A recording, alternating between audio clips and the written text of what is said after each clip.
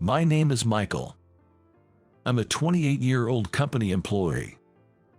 I work for a construction-related company. Since I joined this company right after graduating from high school, my career spans over 10 years now. Despite that, perhaps because I've been so engrossed in my work, these 10 years have flown by in the blink of an eye. I love my current job. That's because I have a dream I want to fulfill through my work. My dream is to become a top-notch architect and to build a house for my family. I love my family as much as, if not more than, my job. My family of 5, including my parents, younger brother, and younger sister, has always faced hardships together and supported each other. That's where I've always wanted to build a dream house for such a family, one that's comfortable, spacious, and relaxing. To put it bluntly, my family was quite poor. The 5 of us lived in a cramped, run-down apartment having only 2 bedrooms where we huddled together. In such a house, I never had my own room growing up, let alone my own desk. I was raised in a home where you would always see someone else no matter where you were. Moreover, our poverty was quite severe.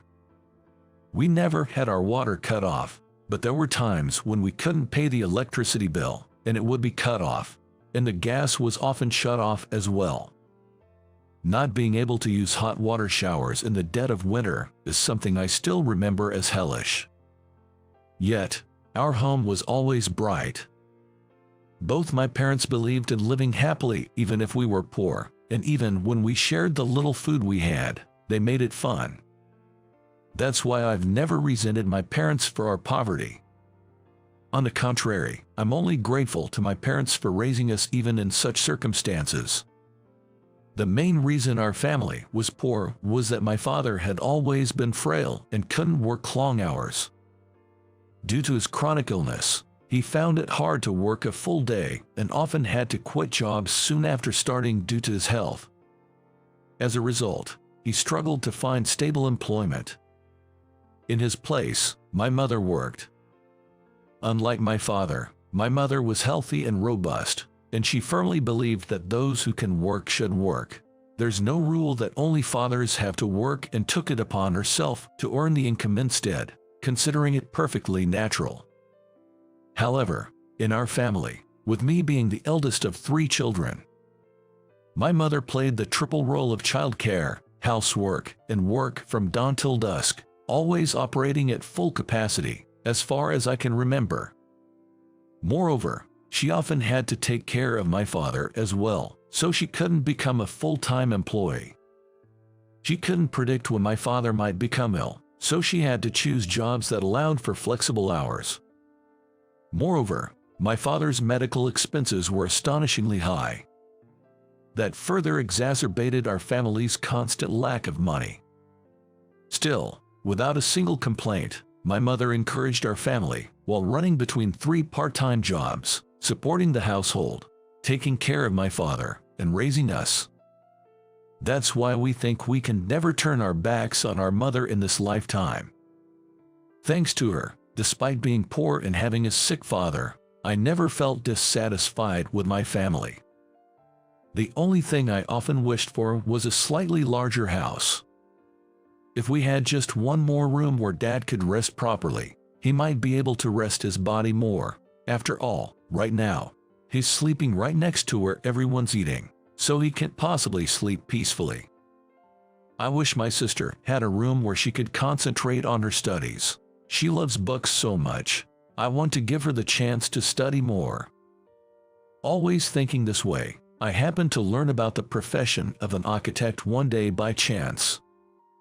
And it wouldn't be an exaggeration to say that moment changed my life. It was while I was waiting for a friend in the high school library, flipping through a book that caught my eye by chance. I picked up that book purely by coincidence. The title was something like The Work of Architects, a sort of photo collection of houses built by famous architects around the world. Having hardly ever visited other people's homes and knowing only my own, it's needless to say that the content was a shock to me. "What is this?" The entrance hall alone is as big as my entire house. 2 wash basins, that's unheard of. The closet is practically a room in its own right. Every page unfolded a world I had never seen before. With each page I turned, I was amazed anew. Layouts, furnishings, and numerous rooms I had never seen before kept appearing one after another. And there were interviews with the architects who designed those homes. I designed a home where everyone can live happily. I designed a home where the family naturally gathers. I tried to create a home where you can relax as if you were in a hotel. Such comments captivated me. And suddenly, I felt a strong desire to build such homes.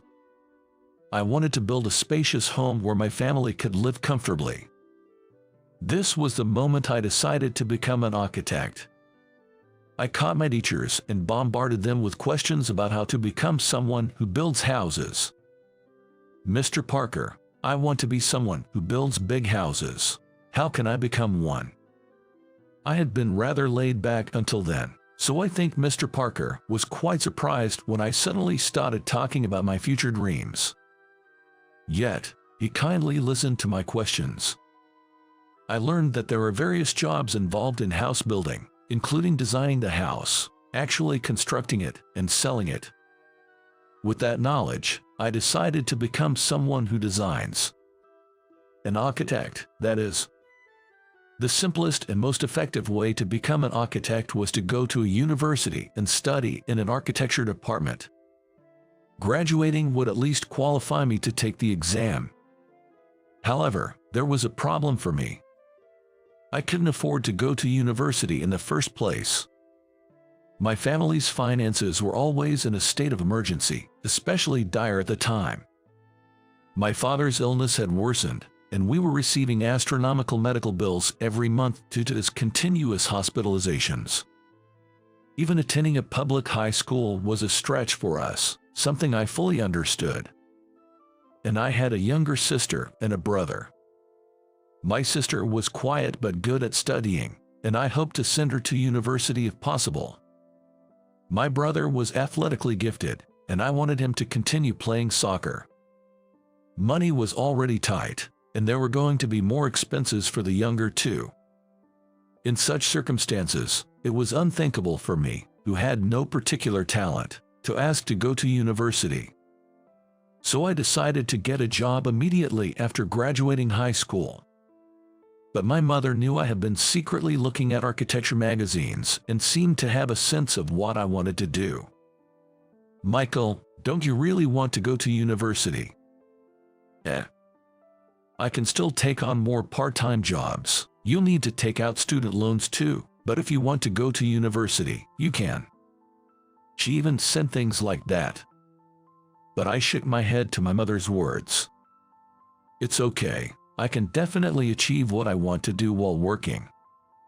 My mother suggested university several more times, but I steadfastly refused each time. I joined a mid-tier general contractor company. Originally, the company didn't hire high school graduates as new employees, but Mr. Parker from my high school, who knew about my dream, went out of his way to visit the company and ask them to hire me. It's not a big deal to go and ask for a favor if you have finally found your dream, Mr. Parker said with a smile, then added seriously, "You don't have to go to university to become an architect. Work at this company for the first 10 years. Once you've accumulated enough practical experience, you'll be eligible to take the exam. In the meantime, study about construction and architecture more diligently than anyone else. You can do it. Go for it." Even though Mr. Parker wasn't my homeroom teacher, he encouraged me like this. He might have simply sympathized with my family situation, but I believed in his words and vowed to work hard to build my dream house someday. My first assignment was what you might call field work. All my colleagues who had graduated from university were assigned to the head office. Only I, a high school graduate, was sent to the field. Having assumed I would be wearing a suit and working with a computer, my expectations were immediately subverted when I started the job. Instead of a suit, I wore work clothes, carried heavy materials, did tasks akin to security work, ran errands for my seniors, completely different from the job I had imagined. Every day after work, I was drenched in sweat, and my work clothes were covered in dirt. Even for someone like me who doesn't usually sweat the small stuff, commuting on the train in work clothes among businessmen in suits was indeed tough. And because I was new to everything, I often got yelled at by my seniors, and there were countless times I had to grit my teeth and hold back tears. "Hey, Michael, what are you doing? You can't just leave materials there, they'll get ruined. Use your brain a bit. Michael, move all these iron pipes over there. You're skipping lunch until you're done." Despite the unreasonable demands, I endured and dedicated myself to the job. Because I had my family at home, I was able to keep going. With the sole intention of one day giving my family a big house, I worked tirelessly. Eventually, my attitude began to be appreciated, and my seniors started to teach me the intricacies of the job. It seemed that my dedication to working for my family had become well known. "Hey, Michael, it's payday today, so you can knock off early. Go bring your earnings home to your family." "Thank you." "Michael, there's some extra sandwiches today. The leftovers are yours. Eat them yourself or take them home, whatever you like." "Really? Thank you so much." They even started to show concern for me in such ways. Even though my earnings weren't enough to pull us out of poverty, my father's condition had stabilized somewhat, allowing my sister to aim for university and my brother to attend a high school known for its strong soccer team. Despite being constantly ragged on at the site every day, I was able to persevere thanks to great seniors, a loving family, and having a dream. After 3 solid years of learning the ropes on site, I was transferred to work at the head office. My colleagues on site celebrated my transfer as if it were their own achievement. Even when you start working in a suit, don't forget what you learned here. Architecture relies on the site to exist. Remember that design and sales are nothing without us. I understand. Thank you so much for everything. I was assigned to the sales department next, but on the first day, I felt completely out of place, like a fish out of water. I struggled with everything, from how to answer phones to greetings, especially the proper use of polite words. On site, to my seniors, a simple yep was enough to get by. But in an office job, nobody says yep. I was bewildered by the sudden shift from physical labor to almost exclusively sitting at a computer. Moreover, my colleagues were all university graduates, people who looked like they'd never do field work in their lives.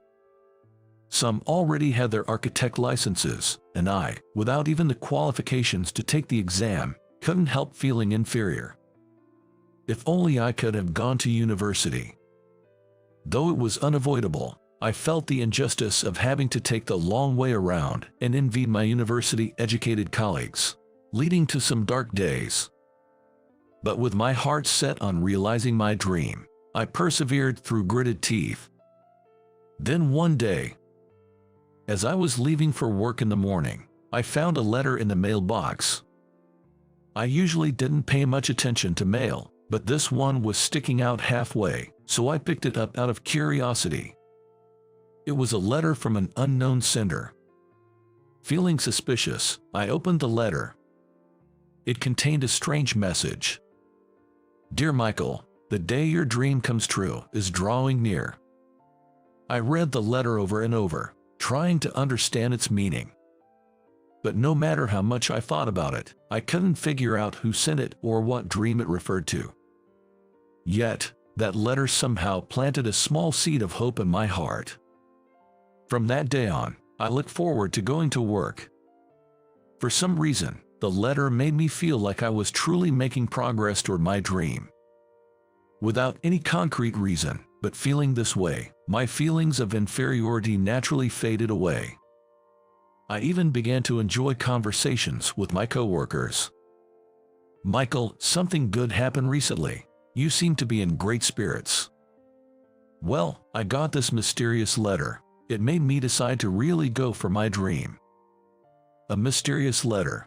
That sounds interesting. Maybe it's a sign that something amazing is about to happen. I hope so. I have no idea who sent it. I wish I had a clue. As I talked about the letter, the other person would often share his own dream in return. Talking about each other's dreams and hopes brought us closer together. I gradually began to enjoy talking about my dreams. Encouraged by the mysterious words of the letter, I felt compelled to take the necessary steps toward making my dreams come true. Until then, I had been too exhausted from work to do anything but sleep when I got home, but I started a new routine of working at the company during the day and studying late into the night to obtain my architect's license. My colleagues supported me in this endeavor. Michael, if there's anything you don't understand, feel free to ask me anything. Yeah, thanks. Actually, I wanted to ask about this page. Studying late into the night after work was sometimes tiring and made me sleepy. But the words in the letter gave me strength. And a few years later, I finally seemed to be qualified to take the exam. At that moment, I felt all my efforts were rewarded. Yes. My next goal was to pass the exam and get license of architect. Then I was assigned to the design department. Although there was a lot to learn from scratch again, I gradually began to be involved in design work. My colleagues were friendly and very kind. Most of them held an architect's license, making conversations with them enjoyable. Michael, you're aiming to get an architect license next, right? Yeah, now that it's come to this, I'm determined to get the architect license. I believe you can do it, Michael. We're all supporting you, so keep at it. I continued to study hard while working. Of course, it was for my family. My mother, who worked from morning till night even after turning 60, my father, who lived brightly despite his recurring illnesses, my sister, my brother, and there was one more family member for me. My wife, Jessica. I married Jessica not long after I was transferred to the design department. I had been dating Jessica since my days working on site, and she, with her cheerful and kind nature, had always supported me. Wearing a suit to work doesn't make you great. You, who work hard, are really cool. I couldn't afford to live alone and had always lived with my family, but Jessica understood my family situation and background. Not everyone can start working for their family right after high school graduation. Educational background doesn't matter. Michael, you're an amazing person. Jessica would come to our cramped apartment to fold laundry and willingly take care of my father when my mother couldn't leave her work. And when I'm qualified to take the exam, she said, "Congratulations. Next is that you pass the exam, right? I want to help you achieve that dream." And married me. How lucky I was to marry such a wonderful woman. As I savored this happiness, something even more surprising happened. The apartment Jessica found for us as our new home was right next to my parents' place. The apartment had become even more rundown over the years, so it seems we were able to rent it easily. We don't need to live extravagantly just because we're newlyweds. Plus, it's reassuring to have your family close by. Jessica quickly became close with my family, and my sister and brother became as fond of her as if she were their real sister. With a wonderful family and a fulfilling job, I was truly a blessed man. But I was not so fortunate with my boss. The head of the design department, Daniel, was particularly hard on me from the beginning. I remember when I was first assigned, he said in front of me, "What's HR thinking? Bringing in a high school graduate. He won't be of any use," making it clear he had it out for me. Daniel believed that academic credentials were everything and seemed to thoroughly look down on me for being a high school graduate. One day, Daniel was irritated about something that hadn't gone well. Noticing me, he approached with a smirk. "Michael, I hear you have experience on construction sites. Wouldn't that suit you better as a high school graduate?" Academic background is important for an architect. This job is simply beyond you. As I couldn't say a word, he suddenly seemed to have an idea. All right, let's give it a try. I'll add you to the design team for a new project. I'll give you a chance to improve your skills, so do your best. I thanked Daniel for his words, not realizing his face was twisted with malice. This project was a big one that even Daniel was involved in, essentially a make or break for the company. Excited to finally be involved in a project, I rushed home to tell Jessica all about it. I've finally been recognized as a full-fledged member. Jessica was as happy for me as if it were her own achievement. Congratulations, do your best. However, my joy was cruelly betrayed. The tasks assigned to me on that team were frankly nothing more than menial chores. Copying documents for meetings, arranging for coffee and lunches, organizing transportation. I thought I had finally taken a step towards a new path, but it seems Daniel had no such intentions. He just wanted to bask in a sense of superiority by having me, the errand boy, around. In meetings with people from other companies, Daniel would deliberately point out my mistakes, berate me, and smirk, making me hold back tears of frustration time and again. Hey, Michael, this document is missing a crucial page. Can't high school graduates even make copies properly? Hey, Michael, who wants to eat fried food in the middle of a meeting? Think about the attendees' preferences. Even a high school graduate has a brain, right? The documents Daniel had given me were already missing a page from the start, and it was Daniel who had instructed me to order the fried food special lunch. But pointing that out would only lead to harsher treatment from him, which was clear as day. So, I couldn't tell anyone the truth and just had to swallow my pride. Well, there was one person who would listen to my complaints. My wife, Jessica. Jessica had an enveloping aura about her, and I found myself telling her about everything that happened at work every night. Michael, you sound just like a little boy.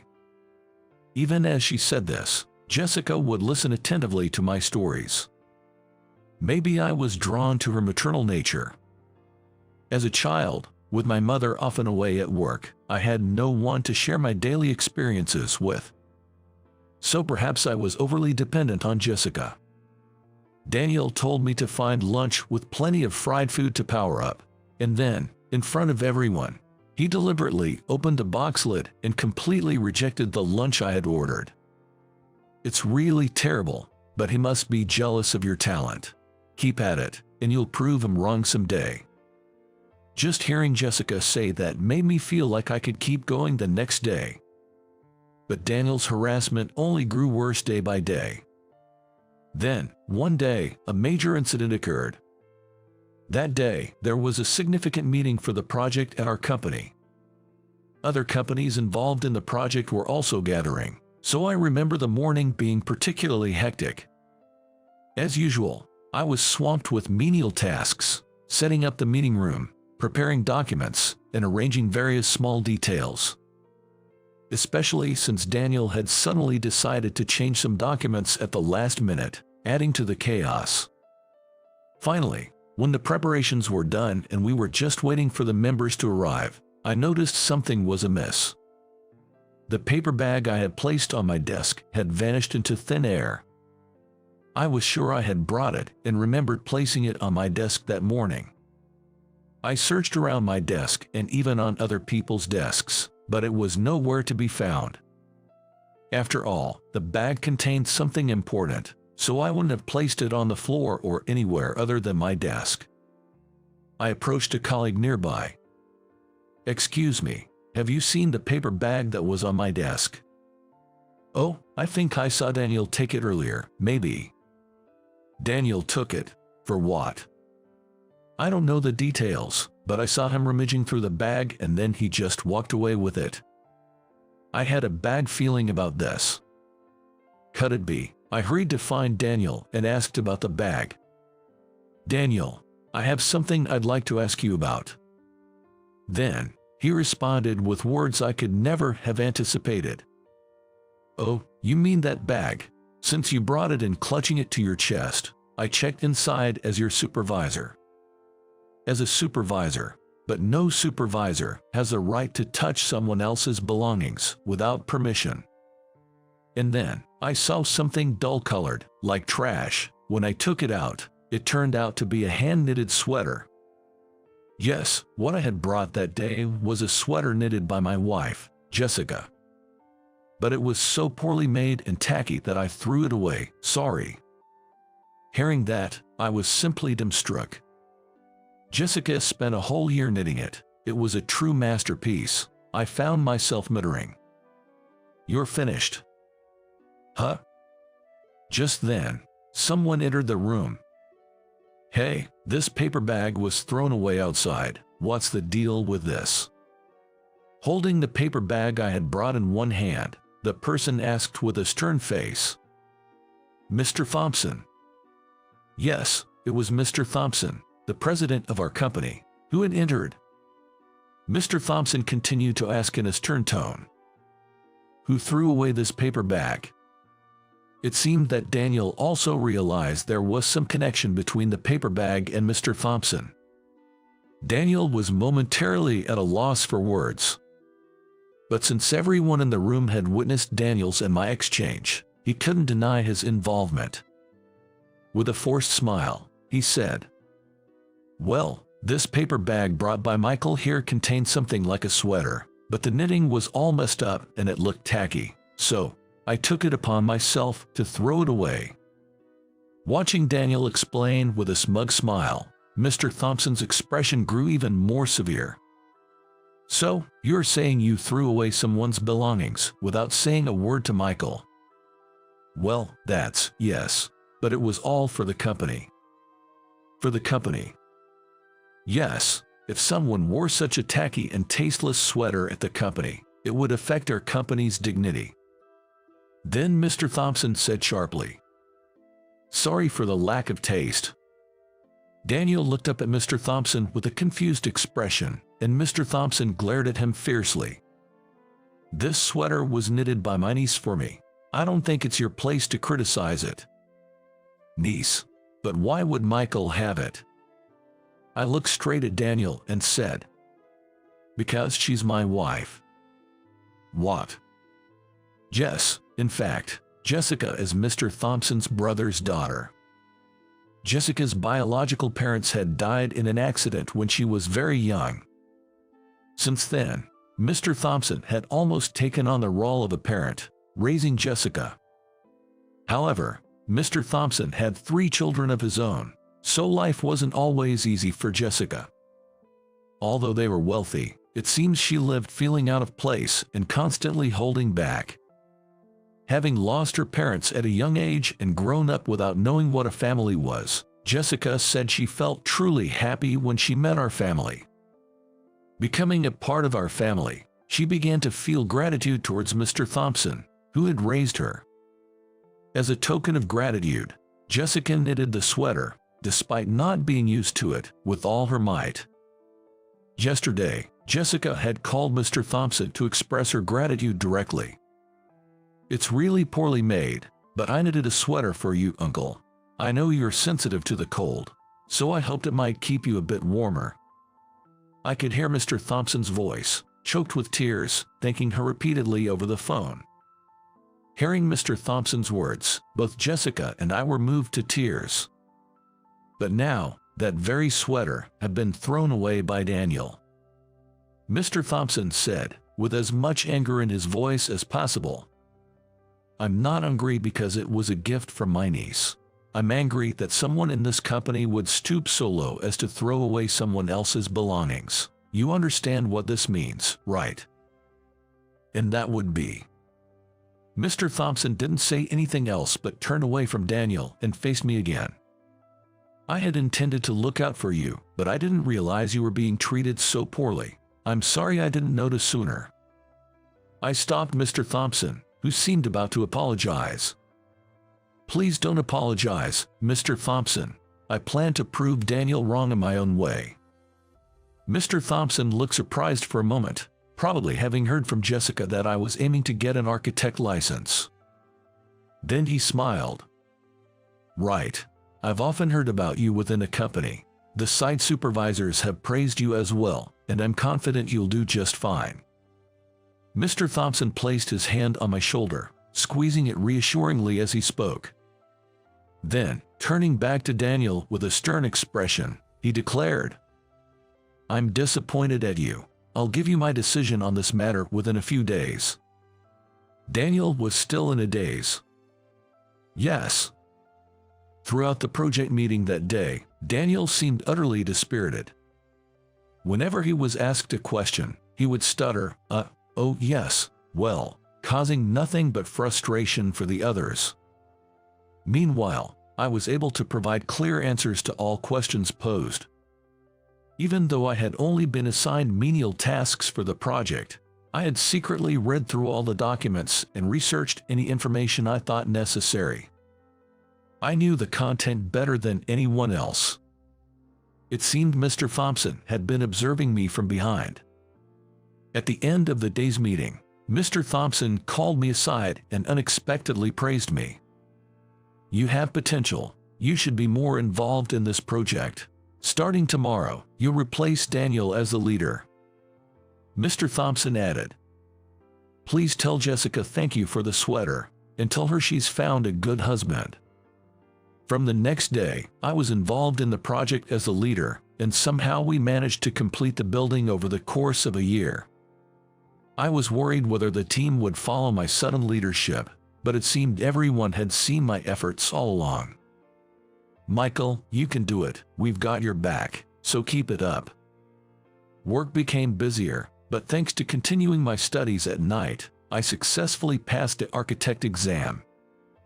At that moment, Jessica smiled and shared with me. It turned out just like the letter said.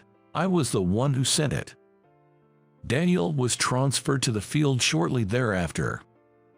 But having never worked outside of an office before, it seems he couldn't cope. He resigned soon after, and nobody knows what became of him.